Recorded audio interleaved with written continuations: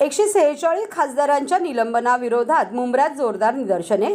देशातील लोकशाहीचे अस्तित्व संपवण्याचा कट मर्जिया पठाण. देशात हुकुमशाहीचा उदय होत असून त्यातूनच 146 खासदारांचे निलंबन करण्यात आले आहे, असा आरोप करीत मुंब्रा येथे मर्जिया शानू पठाण यांच्या नेतृत्वाखाली जोरदार निदर्शने करण्यात आली. संसदेच्या अधिवेशनादरम्यान नवीन संसदेत शिरून रंगीत वायू सोडण्याचा प्रकार घडला होता. त्यावरून विरोधकांनी सत्ताधाऱ्यांना धारेवर धरणाऱ्या विरोधी पक्षांच्या खासदारांना सत्ताधाऱ्यांना सूचनेवरून निलंबित करण्यात आले आहे. त्या निषेधार्थ हे आंदोलन करण्यात आले. मर्जिया शानू पठाण यांच्या नेतृत्वाखाली या आंदोलनात शेकडो महिला, पुरुष, लहान मुले सहभागी झाले होते. यावेळेस आंदोलकांनी केंद्र सरकारच्या विरोधात जोरदार घोषणाबाजी केली.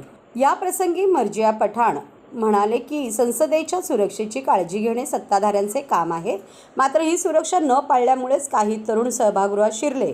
त्यांच्या मागण्या रास्त असल्या तरी त्यांनी पत्करलेला मार्ग योग्य आहे असे म्हणता येणार नाही. परंतु याबाबत प्रश्न विचारणाऱ्या सुप्रिया सुळे यांच्यासह 146 खासदारांना निलंबित केले जात असेल तर ते लोकशाहीला पूरक नाही. या घटनेमुळे देशात लोकशाही शिल्लक राहिलेली आहे का, असा प्रश्न निर्माण झाला आहे. निलंबित करण्यात आलेल्या खासदारांचे निलंबन रद्द करण्यात यावे, अन्यथा आम्ही यापेक्षा अधिक तीव्र आंदोलन छेडू, असा इशाराही मर्जिया पठाण यांनी दिला.